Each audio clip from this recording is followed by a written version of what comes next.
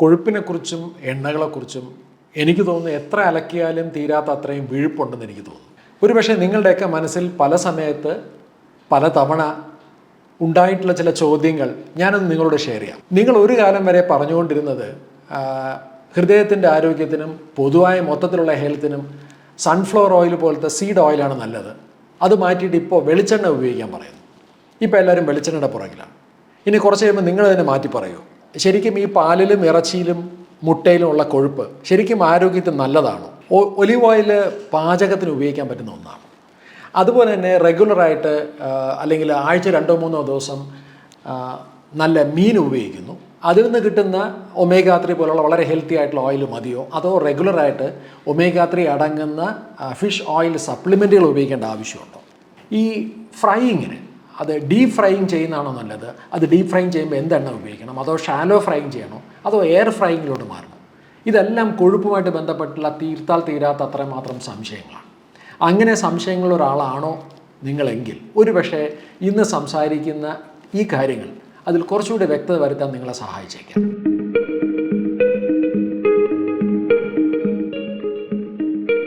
നമ്മുടെയൊക്കെ കിച്ചണിൽ വളരെ പോപ്പുലറായിരുന്ന സൺഫ്ലവർ ഓയിലിൽ നിന്ന് തുടങ്ങാം. സൺഫ്ലവർ ഓയിൽ അടിസ്ഥാനപരമായ ഒരു സീഡ് ഓയിലാണ്. അതുപോലത്തെ മറ്റു ഓയിലുണ്ട്, സാഫ്ലവർ ഓയിലുണ്ട്, സോയ്ബീൻ ഓയിലുണ്ട്, അതുപോലെ കോൺ ഓയിലുണ്ട്. ഇതിനകത്തെല്ലാം ന്യൂട്രീഷനിൽ നോക്കിക്കഴിഞ്ഞാൽ ഏറ്റവും കൂടുതൽ കാണുന്നത് ഒരു പോളി അൺസാച്ചുറേറ്റഡ് ഫാറ്റി ആസിഡാണ്. അതിൻ്റെ പേര് ഒമേഗ-6 എന്നുള്ളതാണ്. ഒമേഗ-6 നമ്മുടെ ശരീരത്തിന് ആവശ്യമാണ്, പക്ഷേ വളരെ പരിമിതമായ രീതിയിൽ മാത്രം. ഒമേഗ-6 ഒരു പ്രധാനപ്പെട്ട ഒരു പ്രോബ്ലം ഉണ്ട്. ഒമേഗ-6 വളരെ പെട്ടെന്ന് തന്നെ, പ്രത്യേകിച്ചും ടെമ്പറേച്ചർ കൂടുന്ന സമയത്തും അല്ലാതെ നമ്മുടെ ശരീരത്തിനകത്തുള്ള അതിൻ്റെ മെറ്റബോളിസത്തിൻ്റെ ഭാഗമായി മാറുന്ന ഒന്നാണ് അരക്കിഡോണിക് ആസിഡ്. അരക്കിഡോണിക് ആസിഡ് വളരെ അപകടകാരിയാണ്. അതൊരു ഇൻഫ്ലമേറ്ററി മോളിക്യൂളാണ്. അതായത് നമ്മുടെ ശരീരത്തിനകത്ത് ഒരു ക്രോണിക് ആയിട്ടുള്ള ഇൻഫ്ലമേഷൻ ഉണ്ടാക്കുകയും സൈറ്റോകൈൻസ് പോലുള്ള പല പ്രധാനപ്പെട്ട മോളിക്യൂൾസ് ഉണ്ടാക്കുകയും അത് നമ്മുടെ ശരീരത്തിന് ഗുരുതരമായിട്ടുള്ള ആരോഗ്യ പ്രശ്നങ്ങൾ കൊണ്ടെത്തിക്കാൻ സാധ്യതയുള്ള ഒന്നാണ്. അപ്പോൾ എപ്പോഴും മനസ്സിലാക്കുക, സീഡ് ഓയിൽസിലെല്ലാം വളരെ ഉയർന്ന അളവിൽ ഒമേഗ-6 ഉണ്ട്. വളരെ പരിമിതമായിട്ട് മാത്രമേ ഉപയോഗിക്കാൻ പാടുള്ളൂ. ഒമേഗ-6 നമ്മുടെ ശരീരത്തിലെ ഗുണകരമാണോ ദോഷമാണോ എന്ന് തീരുമാനിക്കുന്നതിൽ മറ്റൊരു ഘടകം ഈ ഒമേഗ-3യും ഒമേഗ-6 തമ്മിലുള്ളൊരു അനുപാതമാണ്, ഒരു റേഷ്യോ ആണ്. ഒമേഗ-3 കുറിച്ച് നമ്മൾ കുറച്ച് കഴിഞ്ഞ് സംസാരിക്കുന്നുണ്ട്. ഒരു ഹെൽത്തി ആയിട്ടുള്ളൊരു ഒമേഗ-6 ഒമേഗ-3 റേഷ്യോ 1:1 ആണ്. പക്ഷെ നമുക്കിന്ന് കിട്ടുന്ന ഭക്ഷണത്തിൽ കൂടെ കിട്ടുന്ന ഒമേഗ-6ൻ്റെ അളവ് നോക്കിയാൽ ഡയറ്ററി പഠനങ്ങൾ പറയുന്നത് നമ്മൾ പലരുടെയും ശരീരത്തിലുള്ള അനുപാതം 1:20 ആണ്. അത്രത്തോളമുണ്ട്. അവിടെയാണ് ഒമേഗ-6 അപകടകാരിയായി മാറുന്നത്. എൻ്റെ വീട്ടിൽ സൺഫ്ലവർ ഓയിൽ ഇപ്പോൾ വളരെ പോപ്പുലറായിട്ടുള്ളൊരു ബ്രാൻഡാണ്. ഒരുപാട് ബ്രാൻഡുകളുണ്ട്. എൻ്റെ വീട്ടിൽ ആക്ച്വലി സൺഫ്ലവർ ഓയിൽ ഇല്ല. ഞാൻ പ്രൊഡോമിനൻ്റ്ലി കുക്കിങ്ങിന് ഉപയോഗിക്കുന്നത് കോക്കനട്ട് ഓയിലും ഗീയുമാണ്. പക്ഷേ എൻ്റെ ഭക്ഷണത്തിൽ സൺഫ്ലവർ കടന്നു വരാറുണ്ട്. മേ ബി ഹോട്ടലിൽ നിന്ന് കഴിക്കുന്ന ഫുഡിൽ നിന്നായിരിക്കാം, അല്ലെങ്കിൽ പുറത്തുനിന്ന് കഴിക്കുന്ന സ്നാക്കുകളിലോ പരിപ്പ് വടകളിലോ ഉഴുന്ന് വടകളിലൊക്കെ പോപ്പുലറായിട്ട് ഏറ്റവും കൂടുതൽ ഉപയോഗിക്കുന്ന സൺഫ്ലവർ ഓയിലാണ്. കാരണം ചീപ്പാണ്. Should be restricted. അപ്പോൾ ഒമേഗ-6 is not good in excessive amounts. In low amounts it is fine. ഇന്ന് പാചകത്തിന് സൺഫ്ലവർ ഓയിലിന് പകരം സ്ട്രോങ് ആയിട്ട് റെക്കമെൻഡ് ചെയ്യാവുന്ന ഒന്ന് കോക്കനട്ട് ഓയിൽ തന്നെയാണ്. കോക്കനട്ട് ഓയിലും ന്യൂട്രീഷനിൽ നോക്കിക്കഴിഞ്ഞാൽ അതൊരു മീഡിയം ചെയിൻ ട്രൈഗ്ലിസറൈഡ്സ് എന്ന് പറയും. അതായത് ആ ഫാറ്റി ആസിഡ്സിൻ്റെ total number of carbon molecules നോക്കിക്കഴിഞ്ഞാൽ ഒരു 10നും 14നും ഇടയ്ക്ക് വരുന്ന അതുകൊണ്ടാണ് MCT മീഡിയം ചെയിൻ ട്രൈഗ്ലിസറൈഡ്സ് എന്ന് പറയാൻ കാരണം. ഇതിൻ്റെ ഒരു ബെനിഫിറ്റ്സ് നോക്കിക്കഴിഞ്ഞാൽ കോക്കനട്ട് ഓയിൽ പോലുള്ള oils it goes straight to the liver. അവിടുത്തെ അതിൻ്റെ ഒരു മെറ്റബോളിസം മറ്റ് ഓയിലുകളിൽ നിന്ന് വളരെ ഡിഫറെൻ്റാണ്. അതുകൊണ്ട് തന്നെ compared to sunflower oil and safflower oil definitely coconut oil is good. പക്ഷേ അവിടെയും ഒരു കാര്യം പ്രത്യേകം ശ്രദ്ധിക്കണം. കോക്കനട്ട് ഓയിൽ, റിഫൈൻഡ് ആയിട്ടുള്ള കോക്കനട്ട് ഓയിൽ കുക്കിങ്ങിന് കുറച്ചുകൂടെ ഹെൽത്തിയാണ്. ഇന്ന് നമ്മൾ വളരെ പോപ്പുലറായിട്ട് ഉപയോഗിക്കുന്ന കോക്കനട്ട് ഓയിൽ ബ്രാൻഡുകളിലൊന്നാണ്. ഇതിൻ്റെ ഒരു പ്രത്യേകത, ഇതൊരു റിഫൈൻഡ് കോക്കനട്ട് ഓയിൽ ആണ് എന്നുണ്ടെങ്കിൽ ഇതിൻ്റെ സ്മോക്കിംഗ് പോയിൻറ്റ്, അതായത് ചൂടാക്കിയാൽ പുക വരുന്ന അളവ്, ആ സമയത്താണ് അത് കുറച്ചുകൂടി അൺഹെൽത്തിയായി മാറുന്നത്. അത് 200 ഡിഗ്രിക്ക് മുകളിലാണ്. പക്ഷേ പല ആൾക്കാരും അറിവില്ലായ്മ കൊണ്ട് വളരെയധികം ഹെൽത്തി ആണെന്ന് കരുതി വാങ്ങി ഉപയോഗിക്കുന്ന ഒന്നാണ് extra virgin coconut oil. And extra virgin coconut oil ഹെൽത്തിയാണ്, പക്ഷേ ഇത് കുക്കിങ്ങിന് നല്ലതല്ല. കാരണം ഇതിൻ്റെ സ്മോക്കിംഗ് പോയിൻ്റ് വളരെ താഴെയാണ്, 160ക്ക് താഴെയാണ്. അപ്പോൾ ഇത് എവിടെ ഉപയോഗിക്കാൻ സാധിക്കും? മേ ബി ഡ്രസ്സിങ്ങിലോ സ്മൂത്തീസിലോ അല്ലെങ്കിൽ കറികൾ ഉണ്ടാക്കിയതിന് ശേഷം കറികളുടെ പുറത്ത് താളിക്കുന്നതിന് വേണ്ടിയിട്ട് വേണമെങ്കിൽ എക്സ്ട്രാ വെർജിൻ കോക്കനട്ട് ഓയിൽ ഹെൽത്തിയാണ്. അപ്പോൾ സീഡ് ഓയിൽസിനേക്കാളും ബെറ്റർ ആയിട്ട് കോക്കനട്ട് ഓയിലിനെ റെക്കമെൻഡ് ചെയ്യാൻ, കുക്കിങ്ങിന് റെക്കമെൻഡ് ചെയ്യാനുള്ള പ്രധാനപ്പെട്ട കാരണം ഇത് തന്നെയാണ്. രണ്ടും മോഡറേഷൻ ഉപയോഗിക്കുന്നത് തന്നെയാണ് ഏറ്റവും നല്ലത്. പക്ഷേ പ്രത്യേകം ശ്രദ്ധിക്കുക, സൺഫ്ലവർ ഓയിലിൻ്റെ ഉപയോഗം വളരെയധികം റെസ്ട്രിക്റ്റ് ചെയ്യേണ്ടതുണ്ട്. അടുത്ത പ്രധാനപ്പെട്ട സംശയം, പാലിൽ നിന്ന് കൊഴുപ്പുകൾ കിട്ടുന്ന ഭക്ഷ്യവസ്തുക്കൾ, അതിപ്പോൾ നെയ്യാവാം, ബട്ടറാവാം, ചീസാവാം, അതുപോലെ തന്നെ മൃഗങ്ങളിൽ നിന്ന് കിട്ടുന്ന കൊഴുപ്പ്, ഇറച്ചിയിൽ കിട്ടുന്ന കൊഴുപ്പ് നല്ലതാണ്. എനിക്ക് തോന്നുന്നു ഒരുപക്ഷെ കൊഴുപ്പ് എന്നുള്ള വർഗത്തിന് മുഴുവൻ ദുഷ്പേരുണ്ടാക്കിയ ഒന്നാണ് പൂരിത കൊഴുപ്പുകൾ. ഇതിലെല്ലാം അടങ്ങിയിരിക്കുന്നത് പൂരിത കൊഴുപ്പുകൾ അല്ലെങ്കിൽ സാച്ചുറേറ്റഡ് ഫാറ്റാണ്. ഇത്തരം ഒരു ദുഷ്പേരുണ്ടാകാനുള്ള പ്രധാനപ്പെട്ട കാരണങ്ങൾ അന്വേഷിച്ച് പോയാൽ എത്തി നിൽക്കുന്നത് 1960കളിലാണ്. ഡോക്ടർ ആൻസൽ ബെഞ്ചമിൻ കീസ് അദ്ദേഹം ഉണ്ടാക്കിയൊരു സിദ്ധാന്തമുണ്ട്, അല്ലെങ്കിൽ ഒരു അനുമാനമുണ്ട്. അതിന് വിളിക്കുന്നത് ഡയറ്റ് ഹാർട്ട് ഹൈപ്പോത്തിസിസ് എന്നാണ്. അതായത് ഇന്ന് ഹൃദയാഘാതവും അതുപോലെയുള്ള മറ്റ് ജീവിതശൈലി രോഗങ്ങൾ ഉണ്ടാകാനുള്ള പ്രധാനപ്പെട്ട കാരണം തന്നെ നമ്മൾ കഴിക്കുന്ന ഭക്ഷണത്തിലെ അമിതമായിട്ടുള്ള പൂരിത കൊഴുപ്പുകൾ, സാച്ചുറേറ്റഡ് ഫാറ്റാണ് എന്നൊരു ഹൈപ്പോത്തിസിസ് അദ്ദേഹം ഉണ്ടാക്കി. അദ്ദേഹം ഒരു ലോ ഫാറ്റ് റെവല്യൂഷൻ തന്നെ ഉണ്ടാക്കി. അദ്ദേഹം പറഞ്ഞത് ഇത്തരത്തിലുള്ള പാൽ കൊഴുപ്പുകളും മൃഗങ്ങളിലെ കൊഴുപ്പുകളും മുഴുവൻ ഭക്ഷണത്തിൽ നിന്ന് മാറ്റിയാൽ ആരോഗ്യത്തിലും ഹൃദയത്തിൻ്റെ സംബന്ധമായ പ്രശ്നങ്ങളിലും വലിയ വലിയ മാറ്റങ്ങൾ ഉണ്ടാകും എന്ന് അദ്ദേഹം കണ്ടെത്തി. ഈ വിഷയത്തെ സംബന്ധിച്ച് വളരെ ഡീറ്റെയിൽഡ് ആയിട്ടുള്ളൊരു വീഡിയോ നമ്മളിതിനു മുമ്പ് ചെയ്തിട്ടുണ്ട്. അതിൻ്റെ ലിങ്ക് ഞാൻ ഇതിനോടൊപ്പം ഷെയർ ചെയ്യാം. എന്തായാലും പിൽക്കാലത്ത് ഇത് ശരിയല്ല എന്ന് തെളിയുകയുണ്ടായി. ഇതൊരു വലിയൊരു ഷോക്കായിരുന്നു. ഒരുപക്ഷെ ന്യൂട്രീഷൻ ഫീൽഡിൽ കണ്ടുപിടിക്കപ്പെട്ടിട്ടുള്ള ഏറ്റവും വലിയ സ്കാമുകളിൽ ഒന്നായി ഇതിനെ വിശേഷിപ്പിക്കപ്പെടുന്നുണ്ട്. നമുക്ക് പ്രധാനമായിട്ടും ഇത്തരത്തിലുള്ള സാച്ചുറേറ്റഡ് ഫാറ്റ്, പൂരിത കൊഴുപ്പുകൾ പ്രധാനമായിട്ടും കിട്ടുന്നത് ഞാൻ നേരത്തെ പറഞ്ഞു പാലിൽ നിന്നുള്ള സോഴ്സും മീറ്റിൽ നിന്നുള്ള സോഴ്സാണ്. ഒരുപക്ഷെ ഇത് ഹെൽത്തിയാണ്, provided we use in moderation. പരിമിതമായ രീതിയിൽ നമുക്കതിനെ ഉപയോഗിക്കാൻ സാധിക്കും. ഉദാഹരണത്തിന് വളരെ പോപ്പുലറായിട്ട് നമുക്ക് ഉപയോഗിക്കാൻ പറ്റുന്ന ഒന്നാണ്, നമുക്ക് വളരെയധികം ഇഷ്ടമുള്ള ഒന്നാണ് ഗീ, നെയ്യ്. കുക്കിങ്ങിന് ഉപയോഗിക്കാം, മോഡറേഷനിൽ നമുക്ക് ഉപയോഗിക്കാൻ സാധിക്കും. അതുപോലെ നമുക്ക് ബട്ടർ ഉപയോഗിക്കാം, അതുപോലെ ചീസ് ഉപയോഗിക്കാം. ഇതെല്ലാം നമുക്ക് മോഡറേഷനിൽ ഉപയോഗിക്കാം. മറ്റൊരു പ്രധാനപ്പെട്ട സോഴ്സ് മീറ്റിൽ നിന്ന് കിട്ടുന്ന ഫാറ്റാണ്. അവിടെ കോണ്ടെക്സ്റ്റ് ഇമ്പോർട്ടൻ്റ് ആണ്. എന്താണ് കോണ്ടെക്സ്റ്റ് എന്ന് പറയാൻ കാരണം, മീറ്റിൽ നിന്ന് കിട്ടുന്ന സാച്ചുറേറ്റഡ് ഫാറ്റ് കുറച്ച് പ്രോ ഇൻഫ്ലമേറ്ററി ആണ്. അപ്പോൾ അതുകൊണ്ട് അത് ഉപയോഗിക്കുന്നുണ്ടെങ്കിൽ ഡെഫിനറ്റായിട്ടും അതിൻ്റെ കൂടെ ഉണ്ടാകേണ്ട മറ്റൊരു പ്രധാനപ്പെട്ട ഭക്ഷ്യവസ്തു ഫൈബറാണ്, അല്ലെങ്കിൽ വെജിറ്റബിൾസ് ആണ്. നെയ്യ് നല്ലൊരു കുക്കിംഗ് മീഡിയമാണെന്ന് പറയാൻ മറ്റൊരു പ്രധാനപ്പെട്ട കാരണങ്ങളുണ്ട്. അതിൻ്റെ സ്മോക്കിംഗ് പോയിൻ്റ് വളരെ ഉയർന്നതാണ്. 250 ഡിഗ്രി സെൽഷ്യസിന് മുകളിലാണ് ഗീയുടെ സ്മോക്കിംഗ് പോയിൻ്റ്. അപ്പോൾ അതുകൊണ്ട് തന്നെ നല്ല കുക്കിങ്ങിന് ഉപയോഗിക്കാൻ പറ്റുന്ന ഒന്നാണ്. പക്ഷേ ഒരു കാര്യം പ്രത്യേകം ഓർത്തോണം, വളരെ ഉയർന്ന കാലറികൾ അടങ്ങുന്നതാണ് പൂരിത കൊഴുപ്പുകളെല്ലാം തന്നെ. എണ്ണകളുടെ ഇടയിൽ എനിക്ക് തോന്നുന്നു താരപരിവേഷമുള്ള ഒരാളാണ് ഒലിവ് ഓയിൽ. അതിൻ്റെ പ്രധാനപ്പെട്ട കാരണം ഒലിവ് ഓയിൽ അടങ്ങിയിരിക്കുന്നത് ഒരു mono unsaturated fatty acid, oleic acid എന്ന് പറഞ്ഞ മൂഫയാണ് അതിനകത്തുള്ളത്. ഇതിൻ്റെ പ്രധാനപ്പെട്ട ഒരു ഹെൽത്ത് ബെനിഫിറ്റ് എന്താണെന്ന് ചോദിച്ചാൽ, നമ്മുടെ കരൾ, നമ്മുടെ ഹൃദയങ്ങൾ, നമ്മുടെ പേശികൾ ഇവയിലൊക്കെ തന്നെയുള്ള എനർജി പ്രൊഡക്ഷൻ, ഊർജ്ജ ഉൽപ്പാദനക്ഷമത വളരെയധികം വർദ്ധിപ്പിക്കാൻ പറ്റുന്ന ഒന്നാണ് ഒലിവ് ഓയിൽ.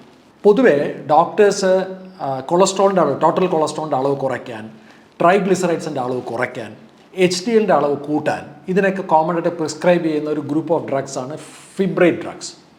ഏതാണ്ട് ഇതിന് സമാനമായിട്ടുള്ള പ്രവർത്തനമാണ് ഈ ഒലിവ് ഓയിലുള്ള ഒലീക് ആസിഡ് നമ്മുടെ ബോഡിയിൽ ഉണ്ടാക്കുന്നത്.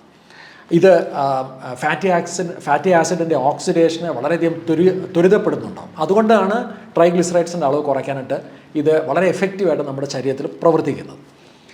പക്ഷേ ഇവിടെ ഒരു പ്രശ്നമുണ്ട്.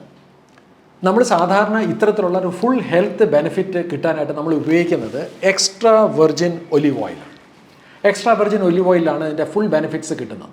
പക്ഷേ പലപ്പോഴും പ്രോബ്ലം അറിവില്ലായ്മ കൊണ്ട് എക്സ്ട്രാ വെർജിൻ ഒലിവ് ഓയിൽ ഉപയോഗിക്കേണ്ട രീതിയിലല്ല പലരും ഉപയോഗിക്കുന്നത്. ഇതിൻ്റെ സ്മോക്കിംഗ് പോയിൻറ്റ് 165 ഡിഗ്രിയിൽ താഴെയാണ്. അതുകൊണ്ട് തന്നെ ഇത് ഐഡിയലായിട്ട് ഉപയോഗിക്കാൻ പറ്റുന്നത് റോ ആയിട്ടാണ്, സാലഡുകളുടെ ഡ്രസ്സിംഗ് ആയിട്ടാണ് ഉപയോഗിക്കാൻ പറ്റുന്നത്. ഇത് കുക്ക് ചെയ്യാൻ ഉപയോഗിക്കാൻ പറ്റുന്ന ഒന്നല്ല. സപ്പോസ് ഇത് കുക്ക് ചെയ്യാൻ ഉപയോഗിച്ചാൽ എന്ത് സംഭവിക്കും? ഇത് കുക്ക് ചെയ്യാൻ ഉപയോഗിച്ചാൽ ഇതിലടങ്ങിയിരിക്കുന്ന കാർബണിൻ്റെ ബോണ്ടിങ്ങിനെ വിളിക്കുന്നത് സിസ് ഡബിൾ ബോണ്ട് എന്നാണ് പറയുന്നത്. കുക്കിങ്ങിന് ഉപയോഗിക്കുകയാണെങ്കിൽ ഇത് വളരെ പെട്ടെന്ന് കൺവേർട്ട് ചെയ്തിട്ട് ട്രാൻസ് ഡബിൾ ബോണ്ടിലോട്ട് മാറും. അപ്പോൾ സംഭവിക്കുന്നത് ആ ഫ്ലിപ്പിംഗ് മൂലം ഇത് വളരെ ടോക്സിക് ആയിട്ട് ഒന്നായിട്ട് മാറും. എന്ന് പറഞ്ഞാൽ ഒരു പക്ഷേ നിങ്ങളുടെ വീട്ടിൽ ഒരു ഫ്രൈയിങ് പാനിൽ, ഒരു സോട്ടേ പാനിൽ കുറച്ച് ഒലിവ് ഓയിൽ എടുത്ത് ഒഴിച്ച് അതിനകത്ത് കുറച്ച് വെജിറ്റബിൾസാണ് സോട്ട് ചെയ്യുന്നതെങ്കിൽ ഒരു പക്ഷേ നിങ്ങൾ വീട്ടിൽ തന്നെ അപകടകാരിയായിട്ടുള്ള ട്രാൻസ് ഫാറ്റ് ഉണ്ടാക്കുന്നതിന് തുല്യമായ പ്രവൃത്തിയാണ് അറിയാതെ ചെയ്യുന്നത്. So olive oil is extremely good provided ഇത് വളരെ റോ ആയിട്ടുള്ള രീതിയിൽ മാത്രം ഉപയോഗിക്കുകയാണെങ്കിൽ. നൗ ഇൻട്രസ്റ്റിംഗ്ലി ഇന്ന് റിഫൈൻഡ് ആയിട്ടുള്ള ഒലിവ് ഓയിൽ അവൈലബിൾ ആണ്. അത് കുറച്ചുകൂടി ബെറ്റർ ആണെന്ന് മാത്രം. മേ ബി അതും ഡീപ്പായിട്ടുള്ള ഫ്രൈയിങ് മെത്തേഡ്സിന് ഉപയോഗിക്കാൻ റെക്കമെൻഡ് ചെയ്യുന്ന ഒന്നല്ല. കൊഴുപ്പുകളുടെ കാര്യത്തിൽ ഏറ്റവും നല്ലത് ഏതാണെന്ന ചോദ്യത്തിന് ഒറ്റ ഉത്തരമേ ഉള്ളൂ, അത് ഒമേഗ 3 ആണ്. നമ്മുടെ ഭക്ഷണത്തിൽ ഒമേഗ 3 കിട്ടാനായിട്ടുള്ള ഏറ്റവും പ്രധാനപ്പെട്ട സോഴ്സസ് എന്താണെന്ന് നോക്കാം. വെജിറ്റേറിയൻസിനെ സംബന്ധിച്ച് ഒമേഗ 3 കിട്ടാനുള്ള ഏറ്റവും പ്രധാനപ്പെട്ട സോഴ്സസ് ഒന്ന് വളരെ പോപ്പുലർ ആയിട്ടുള്ളൊരു ഫുഡാണ് ഫ്ലാക്സ് സീഡ്, മറ്റൊന്ന് ഷിയ സീഡ്സ്, അതുപോലെ വാൾനട്ട്, അതുപോലെ സോയ്ബീൻ. വളരെ പരിമിതമായിട്ടുള്ള സോഴ്സുകളാണ് വെജിറ്റേറിയൻസിനെ സംബന്ധിച്ചുള്ളത്. ഇതിൽ കാണുന്ന ഒമേഗ 3 ഒരു പ്രത്യേക വിഭാഗത്തിൽപ്പെട്ട ഒമേഗ 3 ആണ്. അതിനെ വിളിക്കുന്നത് ALA എന്നാണ്. ALAയും ആൻറ്റി ഇൻഫ്ലമേറ്ററി ബെനിഫിറ്റ്സ് ഉള്ളത് തന്നെയാണ്. മറ്റൊരു പ്രധാനപ്പെട്ട സോഴ്സ് ഒരുപക്ഷെ അത് നോൺ വെജിറ്റേറിയൻ മാത്രം അവകാശപ്പെട്ടതാണ്. അത് ഫിഷ് സോഴ്സാണ്, അല്ലെങ്കിൽ മെറൈൻ സോഴ്സാണ്. ഈ ഫിഷിനകത്ത് ഒമേഗ 3 ഉണ്ടോ എന്ന് ചോദിച്ചാൽ ഫിഷിൽ ഒമേഗ 3 ഉണ്ടാകാനുള്ള പ്രധാനപ്പെട്ട കാരണം ഫിഷ് കഴിക്കുന്ന ആൽഗിയാണ്. അപ്പോൾ ആൽഗിയിൽ ഒമേഗ 3 ഉണ്ട്. അത് കഴിക്കുന്ന ഫിഷുകളിലാണ് ഒമേഗ 3 ഉണ്ടാവാറ്. അതുകൊണ്ട് എല്ലാ ഫിഷിലും ഉണ്ടാവണമെന്നില്ല. കോൾഡ് വാട്ടർ ഫിഷിലാണ് കൂടുതലും ഒമേഗ 3 കാണുന്നത്, കാരണം അതിനാണ് കൂടുതൽ ആൽഗി കഴിക്കാനുള്ള സോഴ്സസ് ഉള്ളത്. ഇതിലുള്ള ഒമേഗ 3ക്ക് ഒരു പ്രത്യേകത, അത് EPA DHA എന്ന് പറയുന്ന വിഭാഗത്തിൽപ്പെട്ട ഒമേഗ 3 ആണ്. EPA DHAയും വളരെ ഓർക്കേണ്ട ഒന്നാണ്. കാരണം നമ്മൾ നേരത്തെ സംസാരിച്ച സെല്ലുലാർ നെർവ് സെൽസിൻ്റെ സ്ട്രക്ചർ, അതിൻ്റെ ഇൻറ്റഗ്രിറ്റി, അതിൻ്റെ മെംബ്രെയിൻ ഇൻറ്റഗ്രിറ്റി, അതുപോലെ അതിൻ്റെ ട്രാൻസ്മിഷൻ, നാഡികളിൽ കൂടെ ഉള്ള അതിൻ്റെ പ്രവർത്തനങ്ങളെ ഏറ്റവും കൂടുതൽ സ്വാധീനിക്കുന്നത് EPA DHA ആണ്. ALAയ്ക്ക് ഒരു പ്രോബ്ലം ഉണ്ട്. ALA വളരെ കുറച്ച് ശതമാനം മാത്രമേ EPAയും DHAയുമായിട്ട് കൺവേർട്ട് ചെയ്യുന്നു. അതുകൊണ്ട് തന്നെ വെജിറ്റേറിയൻസിനെ സംബന്ധിച്ച് ഈ ഒമേഗ 3യുടെ എഫക്റ്റീവായിട്ടുള്ള വെറൈറ്റീസ് കിട്ടാനായിട്ടുള്ള ഒരുപാട് പരിമിതികളുണ്ട്. ഇതൊരു ഗൗരവമുള്ള ആരോഗ്യ വിഷയം തന്നെയാണെന്ന് ചോദിച്ചാൽ തീർച്ചയായിട്ടുമാണ്. പഠനങ്ങൾ പറയുന്നത് സമൂഹത്തിലെ നല്ലൊരു ശതമാനം ആൾക്കാരിലും ഒമേഗ 3യുടെ ടോട്ടലായിട്ടുള്ള അളവ് അല്ലെങ്കിൽ ലഭ്യത കുറവ് തന്നെയാണ്. ഇവിടെയാണ് ഒരുപക്ഷെ സ്ഥിരമായി അല്ലെങ്കിൽ ആഴ്ചയിൽ 2-3 ദിവസമെങ്കിലും ചെറു മത്സ്യങ്ങൾ നമ്മുടെ ഭക്ഷണത്തിൽ ഉൾപ്പെടുന്നത്, അതും ഒമേഗ 3 അടങ്ങുന്ന മത്സ്യങ്ങൾ. ഒരുപക്ഷെ നമ്മുടെ നാട്ടിൽ കിട്ടാവുന്ന മത്തി, ചാള, അയല തുടങ്ങിയിട്ടുള്ള ചെറു മത്സ്യങ്ങളിൽ ഒമേഗ 3 യഥേഷ്ടം കാണാറുണ്ട്. പക്ഷേ ഇതിനെക്കുറിച്ചിട്ടുള്ള വളരെ എത്ര അളവിൽ കിട്ടും എന്നുള്ളതിനെക്കുറിച്ചൊക്കെ ഇപ്പോഴും ഒരുപാട് തർക്കങ്ങളും വാദങ്ങളൊക്കെ നടക്കുന്നുണ്ട്. കൂടാതെ ഇന്ന് മത്സ്യത്തിൽ കൂടെ നമ്മുടെ ഡയറ്റിൽ എത്തിച്ചേരുന്ന മൈക്രോ പ്ലാസ്റ്റിക്സിനെ കുറിച്ചും ഹെവി മെറ്റൽസിനെ കുറിച്ചിട്ടുള്ള ആശങ്കകൾ മറ്റൊരു ഭാഗത്ത്. ഈ ഒരു വിഷയത്തിൽ യാതൊരു ചാൻസും എടുക്കാതിരിക്കാൻ പറ്റുന്ന ഏറ്റവും നല്ല മാർഗം ഒമേഗ 3 സപ്ലിമെൻറ്റ് ചെയ്യാമെന്നുള്ള, ഫിഷ് ഓയിൽ സപ്ലിമെൻറ്റുകൾ ഉപയോഗിക്കുക എന്നുള്ള. ഒരുപക്ഷെ ഒരു ഡ്രൈവ് ചെയ്യുന്ന സമയത്ത് ഒരു സീറ്റ് ബെൽറ്റ് ഇടുന്ന പോലെയോ അല്ലെങ്കിൽ ഒരു എയർ ബാഗുള്ളൊരു വണ്ടി ഓടിക്കുന്നത് പോലെയുള്ളൊരു സുരക്ഷിതത്വം തീർച്ചയായിട്ടും ഇത് തരാറുണ്ട്. ഇപ്പം എന്നെ സംബന്ധിച്ച് പേഴ്സണലി ഒരു ദിവസം അറ്റ്ലീസ്റ്റ് ഒരു 750 to 1 gram of high quality omega 3 EPAയും DHAയും അടങ്ങുന്ന ഒമേഗ 3 ഫിഷ് ഓയിൽ സപ്ലിമെൻറ്റ്സ് ഞാൻ ഉപയോഗിക്കാറുണ്ട്. പക്ഷേ വെജിറ്റേറിയൻസിനെ സംബന്ധിച്ച് അവിടെ ഒരു പ്രശ്നമുണ്ട്. കാരണം അവിടെയും ഫിഷ് ഓയിലിനൊരു ഫിഷി സ്മെല്ലുണ്ടോ. അപ്പോൾ പിന്നെ അവിടെ ഉപയോഗിക്കാൻ പറ്റുന്ന ഇന്ന് ലഭ്യമായിക്കൊണ്ടിരിക്കുന്ന മറ്റൊരു സപ്ലിമെൻറ്റ് ആൽഗിയിൽ നിന്നുണ്ടാക്കുന്ന സപ്ലിമെൻറ്റുകൾ നമുക്ക് ഉപയോഗിക്കാൻ സാധിക്കും. കൊഴുപ്പുകളിൽ വില്ലൻ ആരാണെന്നുള്ള ചോദ്യത്തിനുള്ള ഉത്തരം ട്രാൻസ് ഫാറ്റാണ്. നമ്മൾ കഴിക്കുന്ന ഭക്ഷണത്തിൽ എവിടെയൊക്കെയാണ് ട്രാൻസ് ഫാറ്റ് ഉള്ളത് എന്ന് പറയുന്നതിന് മുമ്പ് എന്തുകൊണ്ടാണ് ട്രാൻസ് ഫാറ്റ് ഇത്രമാത്രം വില്ലെന്ന് പറയാൻ കാരണം, ട്രാൻസ് ഫാറ്റ് ഹൈലി ഇൻഫ്ലമേറ്ററിയാണ്. ഒമേഗ 6നേക്കാളും കൂടുതൽ ഇൻഫ്ലമേറ്ററിയാണ് ട്രാൻസ് ഫാറ്റ്. നമ്മളുടെ ആർട്ടറീസിലെ ക്ലോഗിങ് ഉണ്ടാവുക, ബ്ലോക്കേജ് ഉണ്ടാവുക, അതുമൂലം ഹൃദയ സംബന്ധമായ രോഗങ്ങൾ, സ്ട്രോക്ക്, അതുപോലെ തന്നെ അൽസൈമേഴ്സ് ഡിസീസ്, അതുപോലെ ഫാറ്റി ലിവർ ഡിസീസ് തുടങ്ങിയിട്ടുള്ള ഒരു കൂട്ടം രോഗങ്ങളുടെ പ്രധാനപ്പെട്ട കാരണക്കാരൻ ട്രാൻസ് ഫാറ്റാണ്. ട്രാൻസ് ഫാറ്റ് നമ്മളുടെ പൊതുവായിട്ടുള്ള ഭക്ഷണക്രമത്തിലും കാണാറുണ്ട്. ഇപ്പോൾ ഉദാഹരണം നോക്കിക്കഴിഞ്ഞാൽ മിൽക്ക് ഫാറ്റിൽ വളരെ നാമമാത്രമായ രീതിയിൽ ട്രാൻസ് ഫാറ്റ് ഉണ്ട്. അതൊരു ഇൻഹറൻ്റ് ആയിട്ടുള്ളൊരു ട്രാൻസ് ഫാറ്റാണ്. അത് വലിയ അപകടകാരിയല്ല. പക്ഷേ ലോകത്ത് ഏറ്റവും കൂടുതൽ ട്രാൻസ് ഫാറ്റ് മനുഷ്യൻ തന്നെയാണ് ഉണ്ടാക്കുന്നത്. അത് പ്രധാനമായിട്ടും മനുഷ്യൻ ഉണ്ടാക്കുന്നത് ഭക്ഷ്യവസ്തുക്കൾ, പാക്ഡ് ഫുഡ് പ്രോഡക്ട്സ് ഉണ്ടാക്കാനാണ്. കാരണം അതിൽ ഉപയോഗിക്കുന്നത് നല്ല ഹെൽത്തി ആയിട്ടുള്ള എണ്ണകൾക്കും കൊഴുപ്പുകൾക്കും പകരം ട്രാൻസ് ഫാറ്റ് ആണെന്നുണ്ടെങ്കിൽ ഭക്ഷണങ്ങളുടെ, ഭക്ഷ്യവസ്തുക്കളുടെ ഷെൽഫ് ലൈഫ് കൂട്ടാൻ സാധിക്കും. അത് ഒരുപാട് നാൾ കേടുകൂടാതെ ദീർഘനാൾ സൂക്ഷിക്കാൻ സാധിക്കും. അപ്പോൾ ഇത്തരത്തിലുള്ള ഒരു ഫുഡ് പ്രൊഡക്ഷൻ ടെക്നോളജിയുടെ ഭാഗമായിട്ടാണ് ആക്ച്വലി ട്രാൻസ് ഫാറ്റ് കണ്ടുപിടിക്കപ്പെട്ടത്.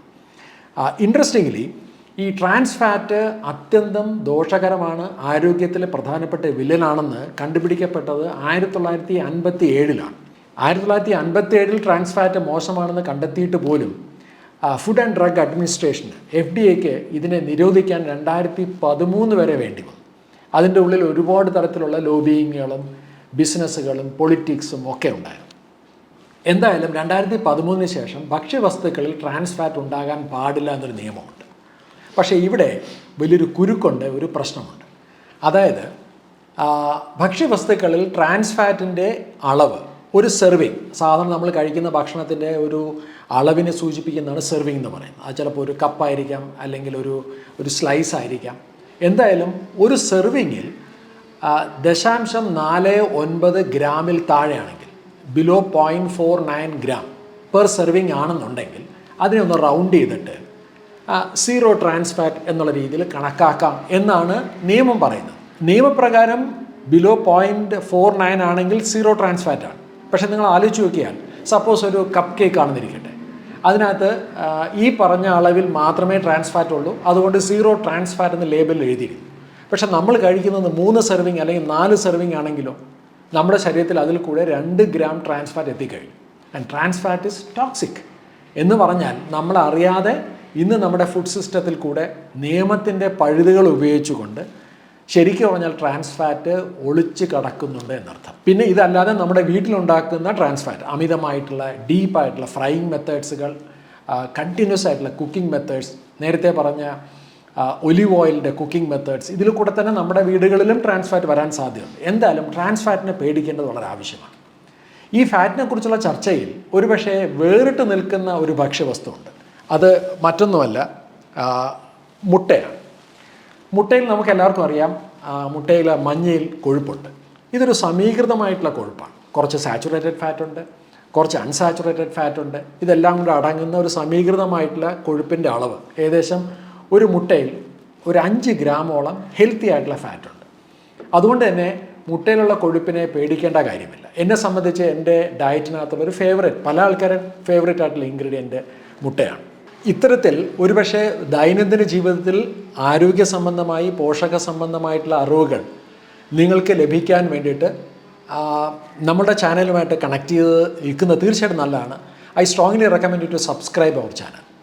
അപ്പോൾ കൊഴുപ്പിനെ സംബന്ധിച്ചും എണ്ണകളെ സംബന്ധിച്ചിട്ടുള്ള ചർച്ചകൾ ഒന്ന് സമ്മപ്പ് ചെയ്യണമെന്നുണ്ടെങ്കിൽ, ഒരു ഹെൽത്ത് മുതൽ അൺഹെൽത്തി ആയിട്ടുള്ള റേഞ്ചിലോട്ട് ഒരു ടേബിളായിട്ട് പറയണമെന്നുണ്ടെങ്കിൽ ഏറ്റവും ഹെൽത്തി ആയിട്ട് പറയാൻ സാധിക്കുന്ന ഒന്ന് ഡെഫിനറ്റ്ലി omega-3 ആണ്. അതും ടോപ്പ് പ്രിഫറൻസ് ഫിഷ് സോഴ്സ്ഡ് ആയിട്ടുള്ള omega-3 ആണ്. രണ്ടാമത്തത് ഒലിവ് ഓയിലാണ്. ലിബറലായിട്ട് ഉപയോഗിക്കാം, പക്ഷേ ഹീറ്റ് ചെയ്യരുത്. മൂന്നാമത്തത് പാലിലും മൃഗങ്ങളുടെ കൊഴുപ്പിലും അടങ്ങിയിട്ടുള്ള കൊഴുപ്പുകളാണ്, മോഡറേഷനിൽ ഉപയോഗിക്കാം. മറ്റത് വരുന്നത് നമ്മുടെ പോപ്പുലറായിട്ടുള്ള മീഡിയം ചെയിൻ ട്രൈഗ്ലിസറൈഡ്സ് ആയിട്ടുള്ള വെളിച്ചെണ്ണകളാണ്, മോഡറേഷനിൽ ഉപയോഗിക്കാം. പിന്നെ വരുന്നത് omega-6 ആണ്, കൂടുതലും അടങ്ങിയിട്ടുള്ള സീഡ് ഓയിൽസാണ്, വല്ലപ്പോഴും സ്പെയറിംഗ് ആയിട്ട് ഉപയോഗിക്കാൻ പറ്റുന്ന ഒന്ന്. ഒരിക്കലും ഉപയോഗിക്കാൻ പാടില്ലാത്ത ഒന്ന് ട്രാൻസ് ഫാറ്റാണ്. സ്പെഷ്യൽ റെഫറൻസിൽ ഡെഫിനറ്റ്ലി എനിക്ക് പറയാൻ പറ്റുന്ന ഒന്ന് മുട്ടയിൽ അടങ്ങുന്ന കൊഴുപ്പുകളാണ്. അപ്പോൾ ശരിയായ രീതിയിലുള്ളൊരു ഇൻഫർമേഷൻ ഉണ്ട് എന്നുണ്ടെങ്കിൽ തീർച്ചയായിട്ടും നമ്മുടെ ആരോഗ്യത്തിന് വളരെ വളരെ ബെനിഫിറ്റ് ചെയ്യാവുന്ന ഒന്നാണ് എണ്ണകളും കൊഴുപ്പുകളും. അറിയില്ല എന്നുണ്ടെങ്കിൽ ഒരുപക്ഷെ വിളിച്ചു വരുത്തുന്ന, അറിയാതെ വന്നു കയറുന്ന അപകടങ്ങളായിട്ട് മാറാനും കൊഴുപ്പുകൾക്കും എണ്ണകൾക്കും കഴിയും.